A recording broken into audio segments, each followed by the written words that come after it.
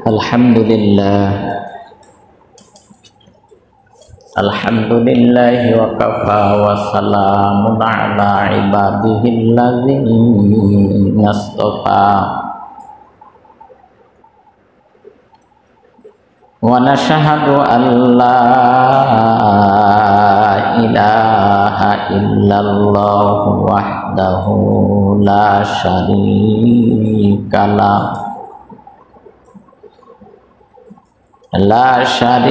lahu wa la nazira lahu wa la wazira lahu wa la musyira lahu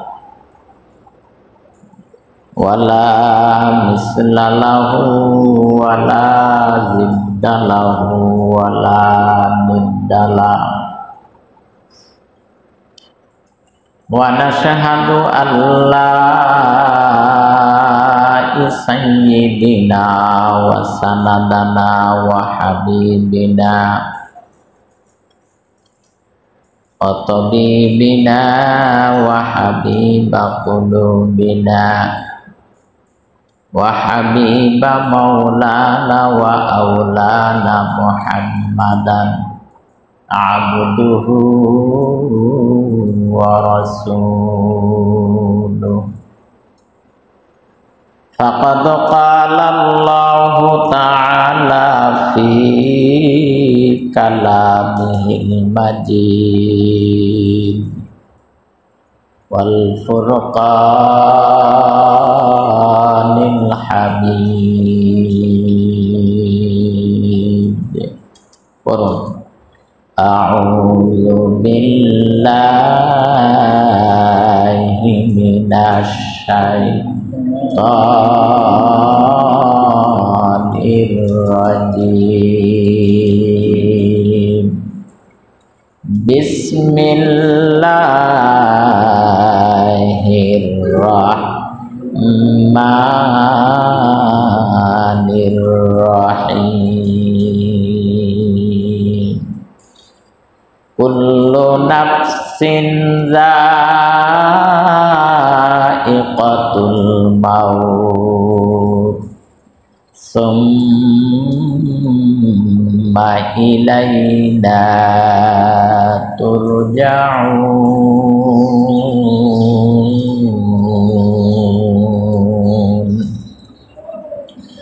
Faqala alaihi salatu wassalam, innakum satarawna rabbakum kama tarawna hadzal qamara la tudammuna fi ru'yati. Faqala ta'ala fi syani habibihi wa mahbubihi, innallaha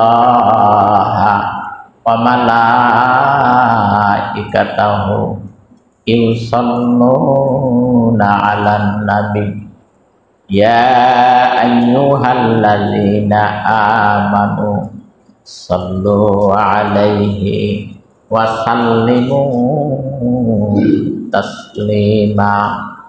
Allahumma salli 'ala Muhammadin wa 'ala ali Muhammad kama sallaita ala Ibrahim wa ala ali Ibrahim innaka Hamidum Majid.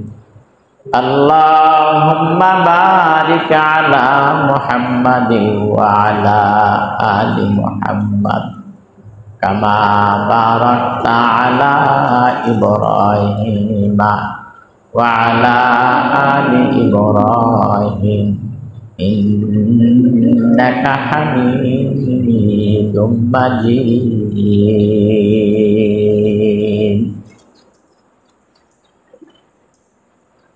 আল্লাহ সুবহানাহু ওয়া তাআলার দরবারে শুকরিয়া জ্ঞাপন করছি যে রব্বে কারীম আমাদেরকে ভালোবেসে সুস্থতা দান করে প্রতি সপ্তাহের ন্যায় এই সপ্তাহে মসজিদে আসা বসা নামাজের জন্য কবুল করছেন। সেই তাবারক ওয়া তাআলার দরবারে শুকরিয়া তান তাসবিহ করি আলহামদুলিল্লাহ। লাখো কোটি দরুদ মানবতার মুক্তির দূত সরকায়ে দো আলম সাইয়্যিদুল মুরসালিন আশরাফুল আম্বিয়া খাতামুন নাবিয়্যিন, যিনি সিরাজাম বাশীরা সিরাজাম মুনীরা, যিনি উম্মতের কান্ডারি, উম্মতের অত্যন্ত প্রহরী, যার শাফায়েত ব্যতি রেখে দুনিয়ার একজন মানুষও জান্নাতে যাওয়ার পারমিশন পাবে না, সেই পয়গম্বরকে স্মরণ করার নিমিত্তে আবেগ ভালোবাসা উজাড় করে দিয়ে পড়ি সাল্লাল্লাহু আলাইহি ওয়াসাল্লাম। ऐसे काजदार मुल्के ऊ आम्बाज ने, ऐसे काजदार मुल्के ऊ आम्बाज ने, औले उरा लहने ने आवाज ने, औले उरा लहने ने आवाज ने, आज जमीन खुश करूँ या नद गया, आज जमीने खुश करूँ या नद गया,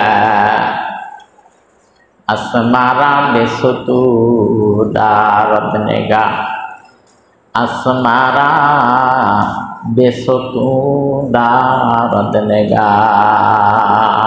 पढ़ी सुबहानाल्लाह, आरेकटू जोरे पढ़ी सुबहानाल्लाह, सुबहानाल्लाह, আলহামদুলিল্লাহ, আল্লাহু আকবার। এই তাসবিহগুলো হর হামেশা বেশির থেকে বেশি পড়া। এগুলো পড়লে লাভ লস নাই, ক্ষতি হবে না। চলতেছেন, উঠতেছেন, বসতেছেন, এই তাসবিহগুলো পাঠ করা যায়, কোনো অসুবিধা নেই। এই তাসবিহগুলোর ওজন, এই তাসবিহগুলোর সম্মান মর্যাদা আল্লাহ পাকের কাছে অত্যন্ত বেশি। এই জন্য হর হামেশা এই তাসবিহগুলো পাঠ করা।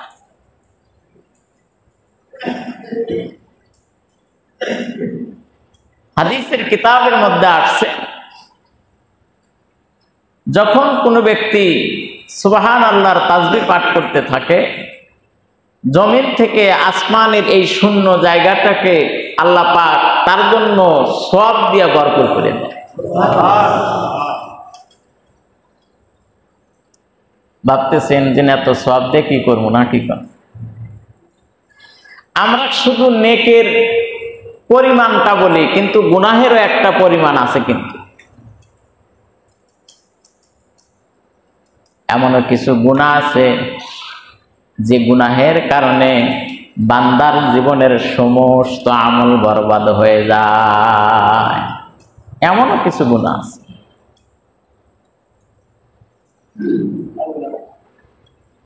এমনও গুনাহ আছে যেই গুনাহটা আপনার জিন্দেগীর সমস্ত নেক আমলগুলা বরবাদ করে দিবে। আপনি হয়তো ভাবতেছেন আমার কত সুবহানাল্লাহর তাসবিহর সওয়াব রয়েছে, আলহামদুলিল্লাহর তাসবিহর সওয়াব রয়েছে, আমি জীবনে কোনোদিন এক ওয়াক্ত নামাজ নষ্ট করে দেই নাই, আমি জীবনে কোনোদিন বেহুদা কার্যকলাপের ভিতরে লিপ্ত হই নাই, সুতরাং আমার তো আমল অপরিসীম, অগণনীয় আমল, এই আমল দিয়েই তো আমি জান্নাতের মালিক হতে চাই। ভাইজান, জিন্দেগীর আমার আপনার যত আমল আছে, আমলের বিনিময়ে জান্নাতে যাওয়া বড় মুশকিল, যদি আল্লাহ পাক আমারে আপনারে দয়া করে জান্নাত না দেন। সুতরাং ছোট ছোট ধাপে ধাপে সময়ে সময়ে এই তাসবিহগুলা আমার আপনার বেশির থেকে বেশি পাঠ করা। ফরজ আমলের একটা লিমিটেড আছে, কিন্তু নফল আমলের কোনো লিমিটেড নেই। যে কোনো সময় যে কোনো মুহূর্তে হর হামেশা চাইলেও একজন ব্যক্তি জিকিরের মধ্যে শামিল থাকতে পারে।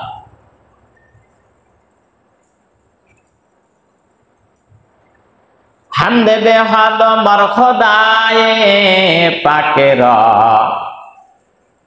হামদে বেহাদ মর খোদায়ে পাকের আকিমা দাদে মুস্তে খাকের আকিমা দাদে মুস্তে খাকের।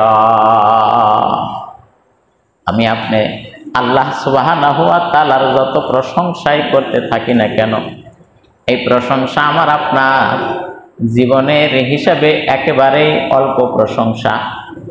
এই জন্যে আমি আপনাকে বলতে চাই, আমাকে আপনাকে এই জন্যে আল্লাহ সুবহানাহু ওয়া তাআলার প্রশংসা করতে হবে। আমাদের কোনো পরিচয় ছিল না, আমরা পরিচয়হীন একজন ব্যক্তি ছিলাম, আমাদের কোনো অস্তিত্ব ছিল না। এক ফোঁটা নাপাক পানির মাধ্যম দিয়ে আল্লাহ সুবহানাহু ওয়া তাআলা এত সুন্দর সুরুত দান করে দিয়েছেন। সুতরাং এই জন্যই তো আমাকে আল্লাহ পাকের প্রশংসা আদায় করতে হবে। দেহাত নত প্যারা সুরতে চুপরি, দেহাত নত প্যারা সুরতে চুপরি, কে কার দাস্তে বর আ বসিরত গরি, কে কার দাস্তে বর আ বসিরত গরি। পৃথিবীর যত নামি দামি আর্টিস্টম্যানই থাক না কেন, এই আর্টিস্টম্যান জীবনে কোনো দিন পানির মধ্যে নকশা আঁকাইতে পারে না।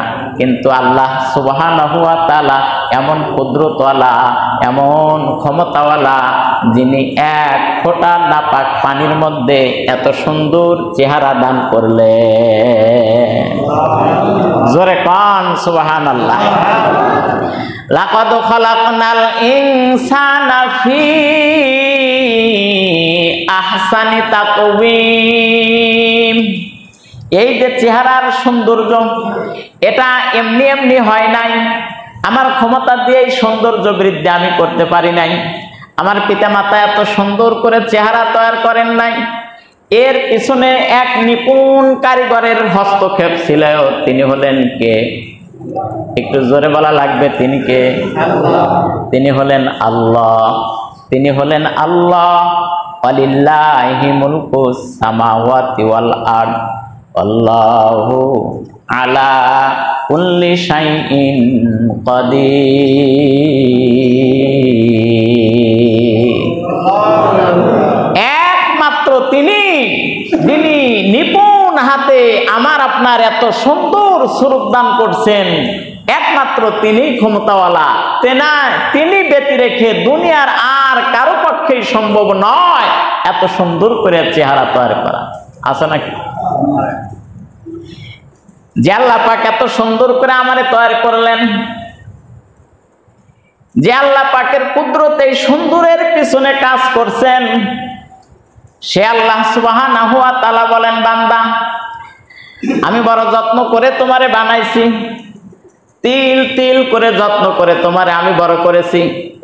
তুমি ভাবতেছো আমার এই বড় করার পিছনে আমার মা বাবার অবদান আছে। হ্যাঁ, অবশ্যই। কিন্তু মা বাবার পেছনেও আর একটা কুদরত ব্যবহার হয়েছেন। তিনি হলেন কে? আল্লাহ।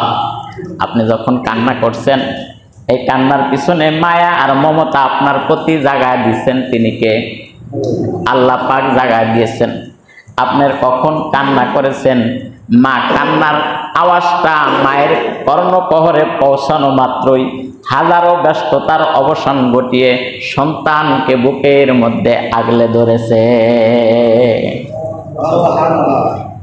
তিনি হলেন আল্লাহ, সে রহমান রহিম। তিনি বলেন, বান্দা এত যত্ন করে আমি তোমারে বানাইছি, তুমি ভাবতেছো আমি তোমারে বানায়া সুন্দর একটা ভুবনের মধ্যে তোমারে ছেড়ে দিয়েছি, আর তুমি খাইবে পড়বে আর দুনিয়ার আনন্দ উদযাপনের মধ্য দিয়ে তোমার জীবনকে তুমি অতিবাহিত করবে।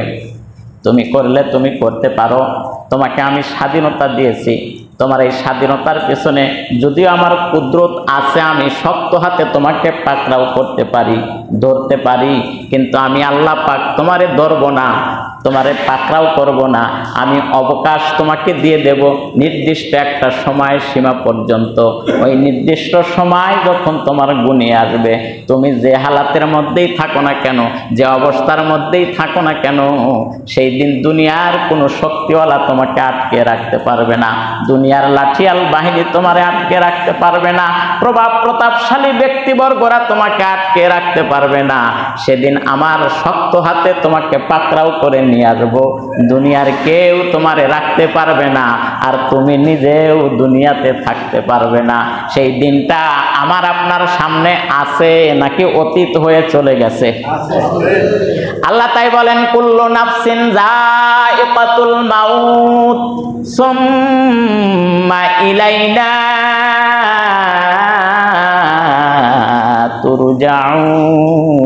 তুরজাউন। মওত কাসিন কুল্লু নাসিন শারেবু, মওত কাসিন কুল্লু নাসিন শারেবু, কবর বাইতিন কুল্লু নাসিন দাখিলু, কবর বাইতিন কুল্লু নাসিন দাখিলু। মরণ এমন একটা পিয়ালার শরবত, যেটা সুস্থ সবল ধনী গরিব ফকির মিসকিন আমির রাজা প্রজা সকলকেই একদিন পান করা লাগবে। এই মরণের পেয়ালার শরবতটা কেউ প্রত্যাখ্যান করতে পারবে না। দারে হোক আর বারে হোক, নির্দিষ্ট সময় যখন গুনিয়ে আসবে তখন তার সেটা পান করাই লাগবে। আইনামা তাকুনু ইদরিকুমুল মাউত ওয়ালাউ কুনতুম ফি বুরুজিন মুশাইয়াদা। নির্দিষ্ট সময় যখন গুনিয়ে আসবে, আপনি যত পাহারাদারের ভেতরেই থাকেন না কেন, যত নিরাপদ স্থানে আশ্রয় গ্রহণ করেন না কেন, নির্দিষ্ট সময় যখন হয়ে আসবে, আপনাকে ওই নির্দিষ্ট সময়ের মধ্যে একেবারে কঠিন থেকে কঠিন নিরাপদ জায়গা থেকে আপনাকে আল্লাহ পাক আজরাইলের মাধ্যমে জানখানা কবজ করবে। সুতরাং আপনি ভাবেন আর অনুধাবন করেন, এই জীবনটা আমাকে এমনি আল্লাহ পাক দান করে দেন নাই। এই জীবন এত সুন্দর করে দান করার পেছনে কারণ আছে না নেই? দুনিয়ার কোনো কিছুই অনার্থক আল্লাহ সুবহানাহু ওয়া তাআলা সৃষ্টি করেন নাই, কোনো না কোনো কারণ তো অবশ্যই আছে। তাহলে আমারে আপনারে যে আল্লাহ বানাইছেন, কিভাবে আমি আপনি চিন্তা ভাবনা করি দুনিয়ার এই জিন্দেগিতে খাইবো পরবো আমোদ আল্লাস করব, এটাই আমার জীবন, এর চাইতে আর কোনো কিছু আমার করতে হবে না। রহমান রহিম মাওলা ডাক দিয়ে বলেন, না, তোমারে আমি এমনি তো আর করি নাই, আনন্দ উল্লাস উদ্যাপনের জন্য তোমারে দুনিয়ার এই সুন্দর মায়া মমতার জায়গার মধ্যে আবদ্ধ করি নাই।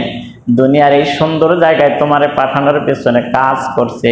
দুনিয়ার এই সুন্দর জায়গায় পাঠানোর পেছনে একটা মাত্র আমার উদ্দেশ্য আছে, ওয়ামা খালাকতুল জিন্না ওয়াল ইনসা ইল্লা লিয়াবুদুন। একটা মাত্র উদ্দেশ্য, সে উদ্দেশ্যটা হলো আমার ইবাদত করবে, আমার বরত্ব, আমার মহত্ব, আমার আজমত্ব তোমরা প্রকাশ করবে।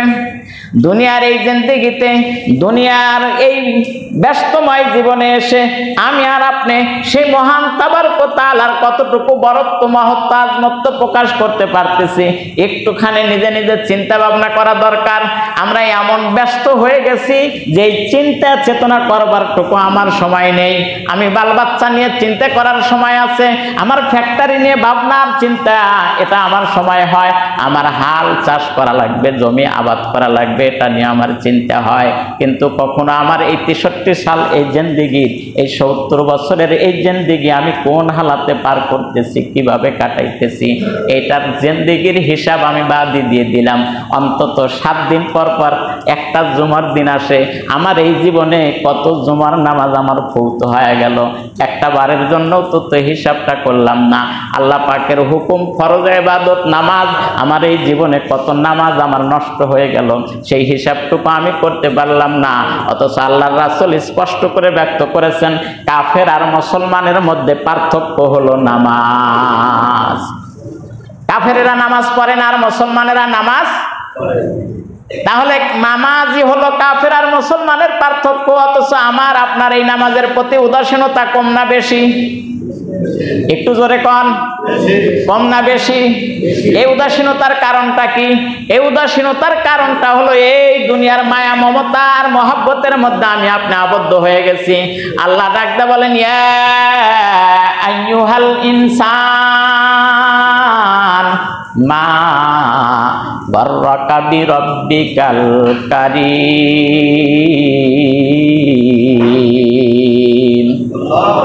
আর একটু জোরে কোন আল্লাহু আকবার। আবারও বলেন আল্লাহু আকবার।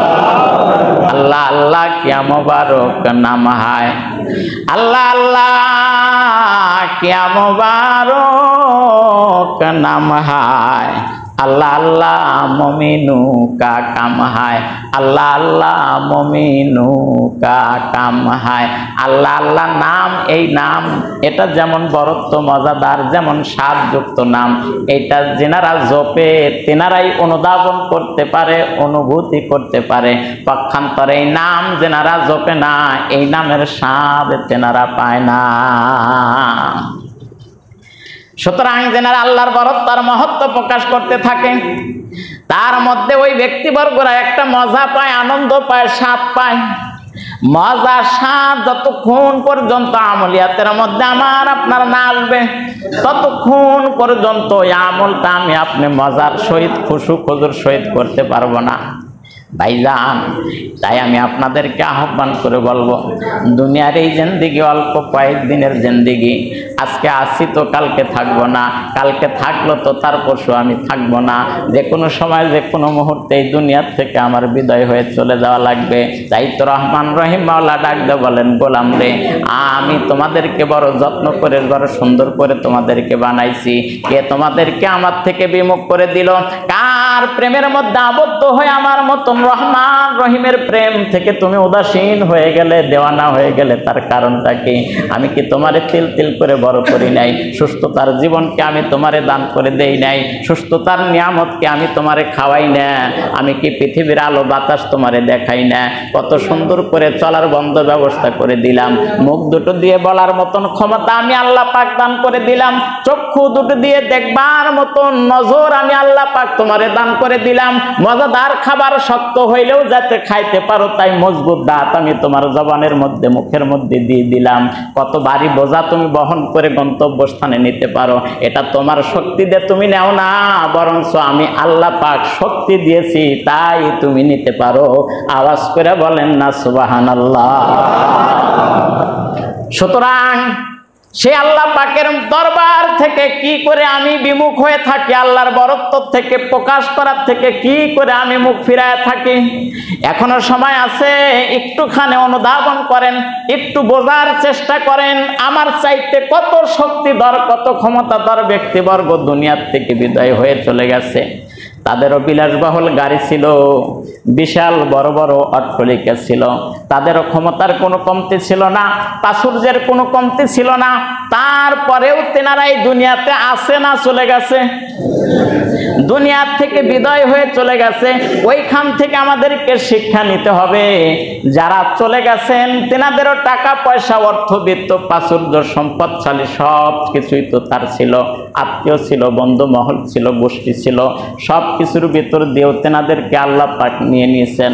আমি আর আপনিও একটা সময় দুনিয়ার থেকে বিদায় হয়ে চলে যাব। আমারে কেউ আটকায় রাখতে পারবে না। ঘরের স্ত্রীটাও যখন দুনিয়ার থেকে বিদায় হয়ে চলে যাব, খাঁচার ভেতর থেকে পাখিটা যখন উড়াল দিয়ে যাবে, স্ত্রীটাও কইবে তাড়াতাড়ি করে বিদায় করে দাও, তাড়াতাড়ি করে আরে সরায় নিয়ে যাও। সন্তানদেরকে খায়া না খায়া আপনি লালিত পালিত করেছেন, দিনের পর দিন, মাসের পর মাস, বছরের পর বছর এত কষ্ট করেছেন যে কষ্টের কোনো বর্ণনা অনেক পিতামাতা দিতেই পারে না। সন্তানের জন্য এত কষ্ট করেছে, কখনো রোদ্রে পড়েছে, কখনো বৃষ্টিতে ভিজেছে, কখনো বা এক বেলা খাইছে আর এক বেলা না খেয়ে থেকেছে। এরপরেও সন্তানকে মানুষ করা লাগবে এই লক্ষ্যে দিনের পর দিন, মাসের পর মাস, বছরের পর বছর পিতামাতা না খেয়ে থেকে সন্তানের কাছে টাকা পাঠাইছে।